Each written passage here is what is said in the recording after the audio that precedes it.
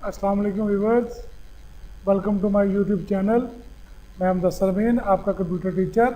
आज आपके लिए माइक्रोसॉफ्ट एक्सेल का न्यू लेक्चर लेकर हाजिर हुआ हूँ। आज माइक्रोसॉफ्ट एक्सेल में हम किसी भी स्कूल या बोर्ड या एजुकेशन फील्ड की मार्कशीट बनाएंगे। किसी भी स्टूडेंट की मार्कशीट बनाएंगे कि कौन सा तालिब इल्म नंबर्स लेकर पास होते हैं और किस तालिब इल्म ने क्या नंबर्स लिए हैं। तो ये देखें, मैंने अभी लास्ट लेक्चर में आपको शीट्स बनाना बताई थी, तो आज मैं आपको शीट्स के फार्मूले बताऊंगा कि हमने एक रिजल्ट शीट या मार्क शीट किस तरह बनानी है। पहले मैं अपनी शीट कंप्लीट कर लेता हूँ।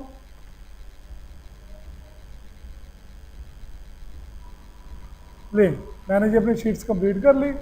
अब यहाँ तक आपको मैंने बताया था कि हमने नंबरिंग दी है। अब इन नंबरिंग्स को हमने टोटल यानी ऑब्टेन मार्क्स निकालने हैं। ऑब्टेन मार्क्स निकालने के लिए हम दो तरह के फार्मूले होते हैं, दो तरह के। नंबर 1 सिंपल फार्मूला और नंबर 2 डिजिटल फार्मूला। अब सिंपल फार्मूला क्या होता है, उसमें हम लिखते हैं अपनी वैल्यूज़। लाइक सिंपल फार्मूला है जिसमें हम लिखते हैं, फार्मूला लगाने से पहले आपको मैं बताता चलूँ कि जब भी आपने फार्मूला लगाना है, कोई भी फार्मूला लगाना हो, इक्वल टू ब्रैकेट लगाना हमेशा याद रखिएगा। जब तक आप इक्वल टू ब्रैकेट नहीं लगाएंगे, आपका फार्मूला नहीं लगेगा या आपका आंसर नहीं आएगा। देखें, अगर मैं सिंपल, अब ये मेरी वैल्यूज़ हैं 35 कर लेता हूँ मैं अपना 35 plus 40 plus 75 plus 95 plus 85 plus 90, 85 plus 90, देखिए 420 हमारे मार्क्स आ गए हैं। ठीक है जी। अगर तो मेरे पास एक अदर रिजल्ट है तो फिर तो मैं सिंपल फार्मूला लगा लूँगा। सिंपल का और डिजिटल का क्या फ़र्क होता है? सिंपल फार्मूला मैंने लगा लिया, लेकिन मुझे इसका रिजल्ट नहीं मिलेगा। किसमें? मल्टीपल लेक्चर्स में। ये देखिए, ठीक है जी। यानी कि अगर मैं मल्टीपल आंसर लेना चाहता हूँ तो मुझे ये सवाल, जो मेरा सिंपल फार्मूला है, जस्ट वही जवाब देगा या वही रिजल्ट देगा जिसको मैंने फार्मूले में ऐड किया होगा। अदरवाइज अगर आपने डिजिटल फार्मूला लगाना है तो डिजिटल फार्मूले में क्या होता है, उसमें लगते हैं सेल नंबर। कैसे? अब ये देखिए, ये कॉलम को है हमारे पास C, रो है 3। अगर ये रो तो हमारी 3 चल रही है ना टोटल। देखिए, अगर मैं इसको सिलेक्ट करता हूँ तो C हाईलाइट है और 3 हाईलाइट है। इधर D3, E3, F3, G3, H3, ये हैं हमारे डिजिटल फार्मूला में सेल नंबर। अगर मैं ये लगाता हूँ C3 plus D3 plus E3 plus F3 plus G3 plus H3, enter किया, आंसरिंग तो मेरी वही आ रही है। लेकिन डिजिटल फार्मूला का क्या फ़ायदा होगा कि मैंने एक मतलब फार्मूला लगाया और जैसे ही मैं इस डॉट पे आकर डबल क्लिक करता हूँ तो जितनी मेरी वैल्यूज़ लगी हुई होंगी वो तमाम की तमाम मेरे पास शो हो जाएंगी और हर एक का रिजल्ट अलग अलग आ जाएगा। जबकि डिजिटल फार्मूले में क्या चीज़ थी, मैं आपको दोबारा बता देता हूँ। देखिए, equal to bracket 35 plus 40 plus 75 plus 90 plus 85 plus 90, sorry 95 था 90 की जगह पर। अब जैसे मैं कर्ली ब्रैकेट बंद करता हूँ, इंटर करता हूँ, तो देखें अब मैं चाहता हूँ कि मेरा ये फार्मूला हर एक पर अप्लाई हो जाए। तो जैसे ही मैं डबल क्लिक करता हूँ यहाँ पर इस डॉट पर, या तो मैं इसको पढ़ के ड्रैग कर लेता हूँ लेफ्ट क्लिक दबा के, ये देखिए, या मैं डबल क्लिक कर देता हूँ तो देखिए मेरे जवाब आ गया। लेकिन इस चीज़ को आप देखें कि जवाब मेरा 420 यानी पहली रो का जवाब आया है और मेरी दूसरी रो का जवाब नहीं आया। तो इसके लिए मैं हमेशा डिजिटल फार्मूला यूज़ करूँगा। सम में और डिजिटल में, सिंपल में और डिजिटल में आपको फ़र्क पता चल गया होगा। अब देखें, इक्वल टू ब्रैकेट में C3 plus D3 plus E3 plus G3 plus H3। अब जब मैंने ये फार्मूला लगा लिया ना और मैंने जवाब ले लिए, सबके रिजल्ट ले लिए मैंने, देखे, तो मैं क्या करता हूँ, ये मैं 35, मैं कहता हूँ नहीं, यहाँ पे 35 नहीं, मेरे आए थे 40 मार्क्स। तो जैसे ही मैं यहाँ पे 40 करता हूँ तो आप देखेंगे मेरा टोटल मार्क्स में भी और 10 मार्क्स में भी नंबरिंग चेंज हो गई। तो सिंपल फार्मूला में हम क्या करेंगे कि चेंजिंग नहीं कर सकते, अगर वैल्यू चेंज करनी होगी तो हमारा रिजल्ट चेंज नहीं होगा। जबकि डिजिटल फार्मूला में आप कोई भी रद्द बदल लेकर आएंगे तो वो ऑटोमेटिकली तमाम सब्जेक्ट्स में चेंज हो जाएगी। अब इसके बाद हमारे पास एक और फार्मूला होता है जमा के लिए, सम का फार्मूला। सम को कहते हैं किनारे से किनारा, यानी ये किनारा और ये किनारा, इसके दरमियान वाला किनारा ऑटोमेटिकली यानी दरमियान वाला बाकी तमाम एरिया सिलेक्ट हो जाएगा। ब्रैकेट में इक्वल टू सम, अब ब्रैकेट लगाएं C3 कॉलन अब H3, आखिरी में लूँगा H3। देखिए जैसे ही मैंने सेलेक्ट किया तो ये देखिए मेरी पूरी रो सेलेक्ट हो गई। अब मैं इंटर कर देता हूँ, आंसर मेरा तब भी वही आएगा और मेरे हर एक की नंबरिंग भी चेंज हुई। तो अब 10 मार्क्स की आपको समझ आ गई होगी। अब हम नेक्स्ट चलते हैं यहाँ पे, अब हम चलते हैं परसेंटेज पे। परसेंटेज में हमने मालूम करना होता है कि तालिब इल्म ने कितने फीसद नंबर लिए हैं। तो इसमें सबसे पहला तो फार्मूला ये होता है कि हासिल करदा नंबर को 100 पे ज़रब देकर टोटल मार्क्स पे तकसीम कर दें तो आपका जवाब निकल आता है। पहले मैं सिंपल फार्मूला लेता हूँ, देखें 425 मल्टीप्लाई 100 डिवाइडेड बाई 550। देखिए 77% इसका मार्क्स आ गए। अब मैं क्या करता हूँ, इधर लगाता हूँ digital formula equal to bracket में, अब आता है I3 मल्टीप्लाई 100 डिवाइडेड बाई 550। ये आपको मैं बताता हूँ क्योंकि सेल नंबर जो है ना मैं लगा रहा हूँ अपनी शीट के मुताबिक, लेकिन आपने क्या करना है कि जब भी आपने अपनी शीट बनाए ना तो आपने इस वैल्यू से स्टार्ट होना है। ठीक है जी, आप चाहे वो E2 हो जाए, वो I5 हो जाए, वो C5 हो जाए, वो C2 हो जाए, ये आपने खुद चेक कर लेना है। दोबारा देखें इक्वल टू ब्रैकेट में I3, देखिए मैंने I3 को सिलेक्ट किया ना, जैसे ही लिखा तो ये मेरा सेल्फ सेलेक्ट होगा। ये बता रहा है कि आप 10 मार्क्स को सिलेक्ट कर रहे हैं, मल्टीप्लाई 100 550। ये देखिए आप यहाँ पे क्लिक करें, आपका जवाब आ जाएगा। अब ये देखिए, अब मैं अगर यहाँ पे 36 है ना तो मैं इसको 30 करता हूँ, ऑटोमेटिकली मेरे नंबर भी कम हो गए। ठीक है, अगर मैं यहाँ पे दोबारा इसको 36 कर लेता हूँ मेरे नंबर भी ज़्यादा हो जाए। तो आप जो भी आप वैल्यू चेंज करेंगे ये ऑटोमेटिकली मेरे 10 मार्क्स भी, परसेंटेज भी, एवरेज, सारी चीज़ें क्लियर होती जाएंगी। अब आती है एवरेज कि तालिब इल्म ने सब्जेक्ट्स में से कितने % नंबर लिए। अब ये बड़ा आसान फार्मूला होता है, अगर तो आप इसको मैथमेटिक्स के तौर पे करें ना तो ये होता है कि अब 10 मार्क्स को आपने डिवाइडेड कर देना है नंबर ऑफ सब्जेक्ट्स पे, लाइक 1 2 3 4 5 6 सब्जेक्ट्स पे रहे हैं। अब मैं क्या करता हूँ इक्वल टू ब्रैकेट में I3 डिवाइडेड बाय 6, तो ये देखिए 71% मेरी एवरेज आ रही है नंबर्स की, इन नंबर्स के ऊपर। आप कहते हैं कि सर ठीक है, लेकिन एवरेज के ही ऊपर, एवरेज की ही नोयत का एक फार्मूला हमारा सम की तरह का भी आता है। कैसे?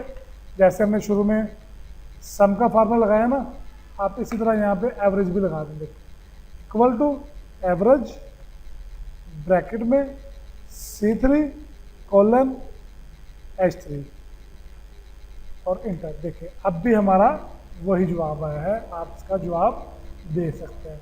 अब वही चीज़ अगर मैं यहाँ पे सब्जेक्ट चेंज करता हूँ तो मेरी एवरेज भी चेंज होगी, परसेंटेज भी चेंज होगी और नंबर्स भी चेंज होंगे। नेक्स्ट अब मेरे पास ऑप्शन आ जाती है पास फेल। देखिए पास फेल दो ऑप्शंस आ गई।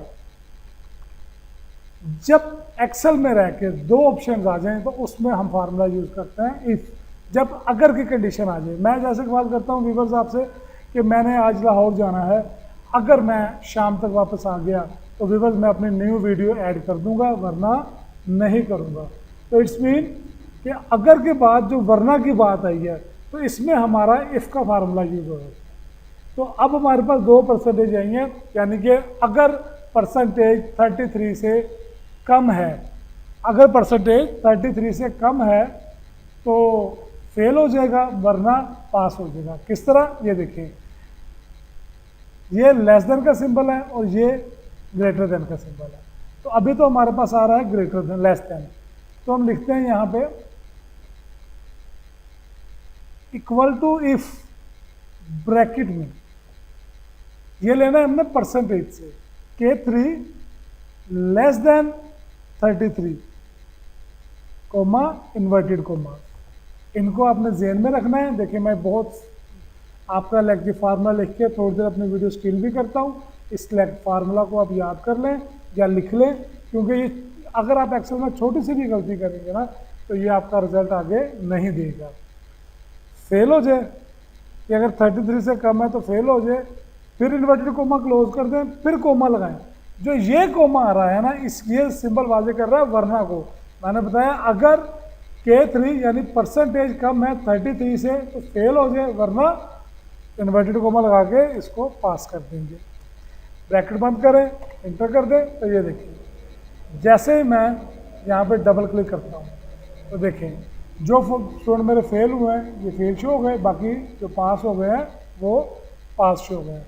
आपको फार्मूला समझ नहीं आई और इसको देख लें, इसको रीड कर लें, मेरी वीडियो बार बार रीड करें ताकि आपको फार्मूलाज लगाने में आसानी हो। और आपको मैं बता रहा हूँ कि फार्मूला में अगर थोड़ी सी भी गलती होगी तो हमारे साथ काम नहीं होगा, फार्मूला रिजल्ट नहीं देगा। अब आता है ग्रेड। ग्रेड में हमने मालूम करना है कि किस तालिब इल्म ने कितने ऑब्टेन मार्क्स लिए हैं और ऑब्टेन मार्क्स से परसेंटेज क्या ली है। अब परसेंटेज के मुताबिक उसका ग्रेड निकालना है। मैं लिख देता हूं कि अगर परसेंटेज 90 से अबव है, ये ग्रेटर देन, तो ये आएगा A+ में। अगर 80 से अबव है तो फिर आएगा A में, और मैं अबव दे देता हूँ, ठीक है। और इसके बराबर या इक्वल टू 80 के बराबर या इससे ज़्यादा है तो ये जवाब आ जाता है, ठीक है।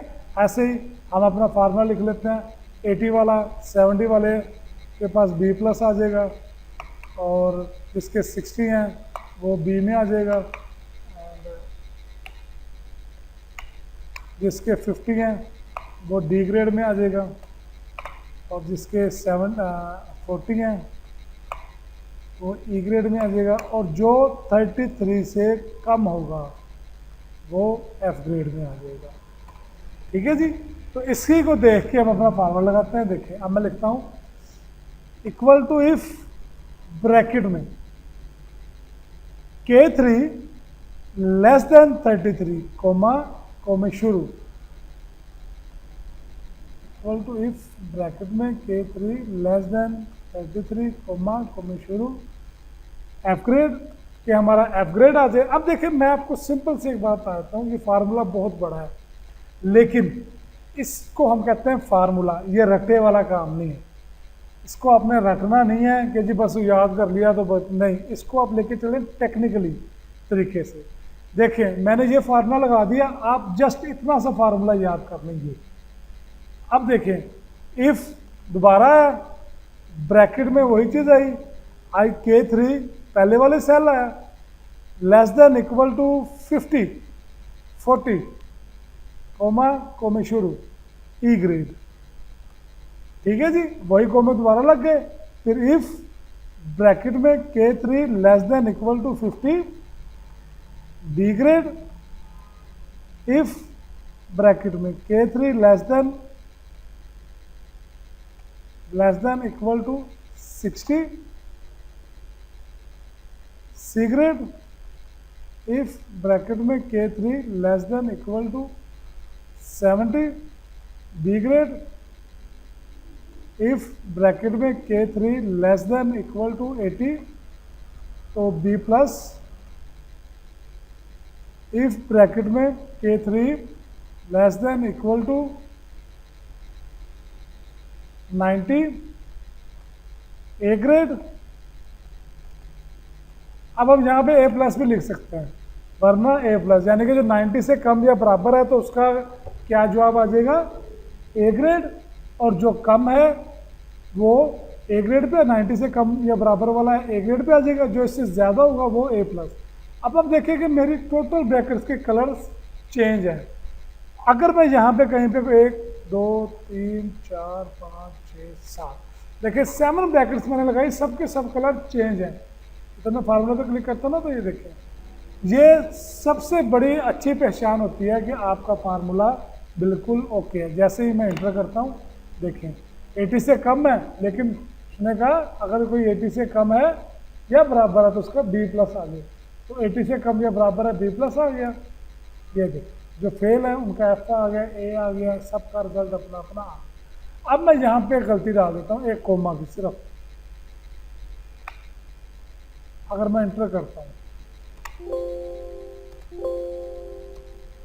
ये देखिए, उसने फौरन बता दिया कि भैया आपने यहाँ पे कोमा नहीं लगाया हुआ, तो मुझे पता चल जाएगा कि यहाँ मैंने एक कोमा नहीं लगाया हुआ। अगर मैंने इन्वर्टेड कोमा ख़त्म किए तो देखिए, जैसे मैंने इन्वर्टेड कोमा ख़त्म किया तो के तक तो मेरा काम ठीक चल रहा है, यानी तीसरी ब्रैकेट तक, बाकी सब मेरे ब्लैक हो गए। इसका मतलब यहाँ पे इस ब्रैकेट के बाद हमसे कहीं ना कहीं गलती हो गई है। जैसे मैं एंटर करूँगा तो गलती उसने शो कर दी।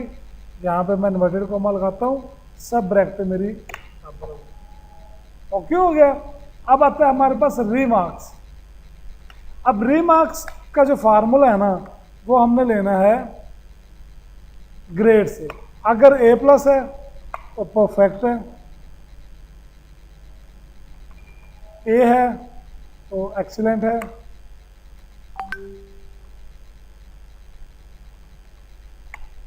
B+ है तो वेरी वेरी गुड, B है तो गुड, C है, सॉरी वेरी गुड, C है तो गुड, D है तो फेयर, E है तो सेटिस्फाई,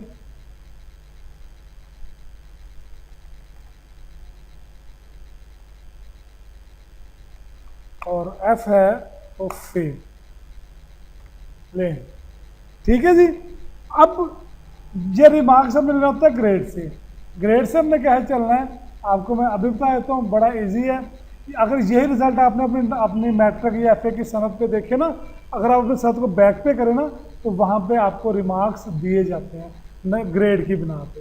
तो अब हम यहाँ पे काम करते हैं इक्वल टू इफ ब्रैकेट में। मैंने अभी बताया फार्मूला ये भी बड़ा है, लेकिन फार्मूला क्या है प्रैक्टिकली आपने करना है, टेक्निकली इसको सोचना है कि grade N3 equal to A+, तो परफेक्ट, ये फार्मूला हमारा परफेक्ट हो गया। इफ ब्रैकेट में N3 equal to A equal to A excellent, if bracket में N3 इक्वल टू, क्योंकि ग्रेड का फार्मूला N3 चलता है ना इसका cell number, N3 equal to B+, very very good. If bracket में M3 इक्वल टू B, तो very good. If bracket में N3 इक्वल टू C, तो good. N3 equal to B, तो फेयर। देखिए मेरी ब्रैकेट भी सारी चेंज होती जा रही हैं, इसका मतलब मेरा जो है फार्मूला बिल्कुल ठीक जा रहा है। इफ ब्रैकेट में N3 इक्वल टू E, तो सेटिस्फाई। इफ ब्रैकेट में M3 इक्वल टू F, तो फेल आर।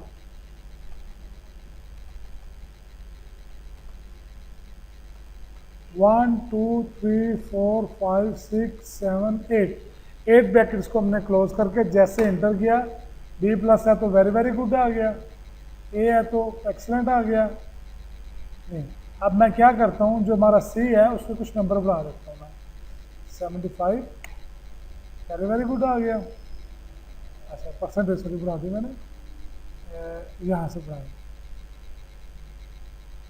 75 65 90 गुड आ गया। और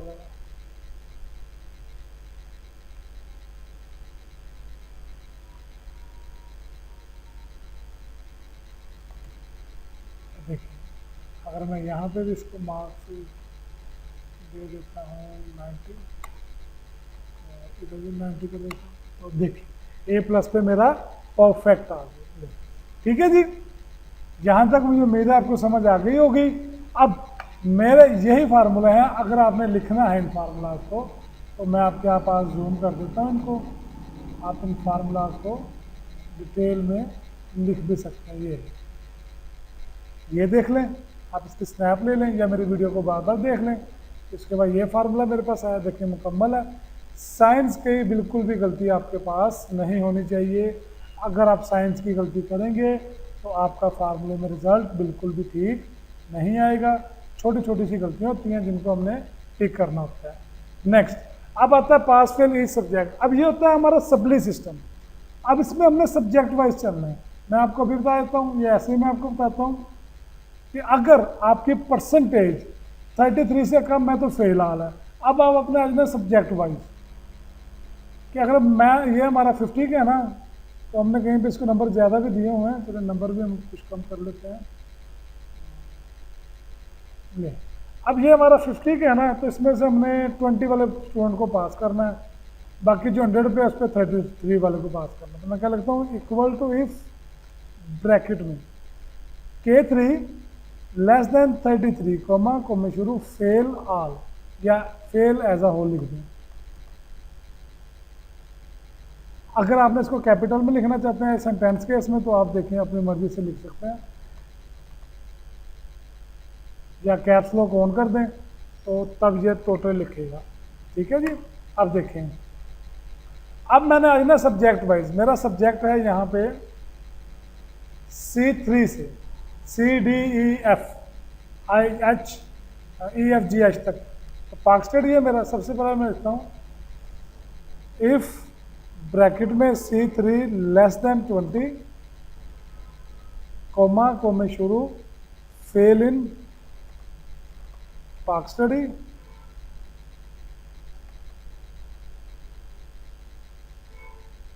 इफ ब्रैकेट में D3 लेस देन 33 कॉमा में शुरू फेल इन इस्लामियात,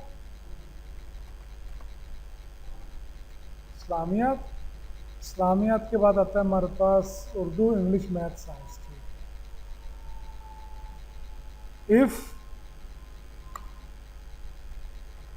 इफ ब्रैकेट में E3 लेस देन 33 कॉमा में शुरू fail in Urdu, if bracket में E3 F3 less than 33 comma में शुरू fail in English,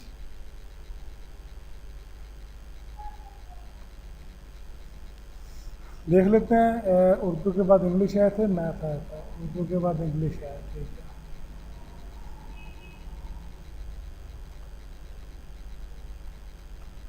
if bracket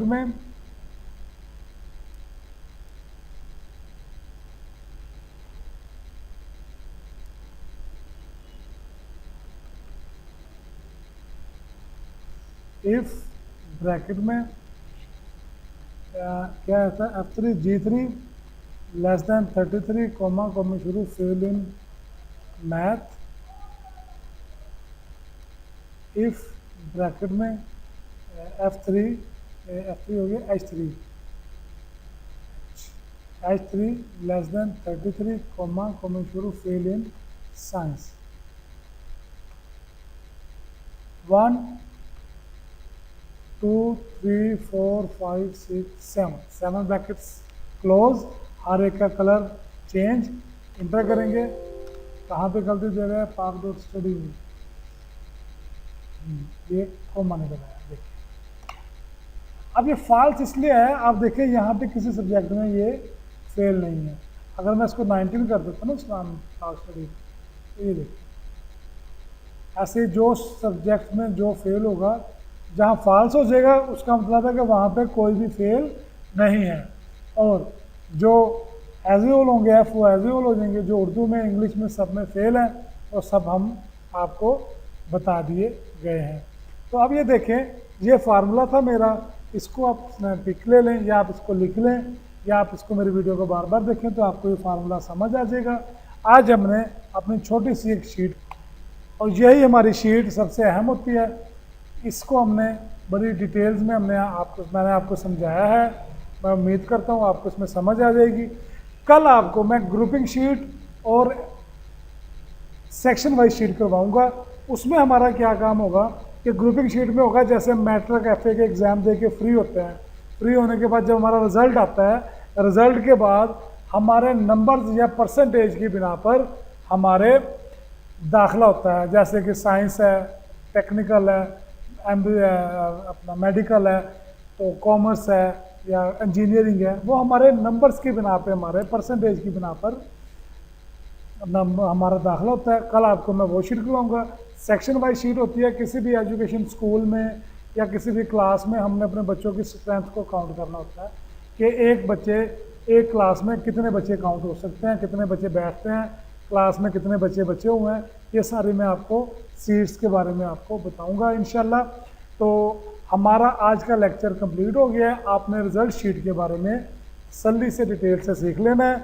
कल के लेक्चर में इंशाल्लाह मैं आपको मज़ीद और काम करवाऊँगा। तो आज तक के लिए शुक्रिया। अल्लाह हाफिज़। अस्सलाम वालेकुम।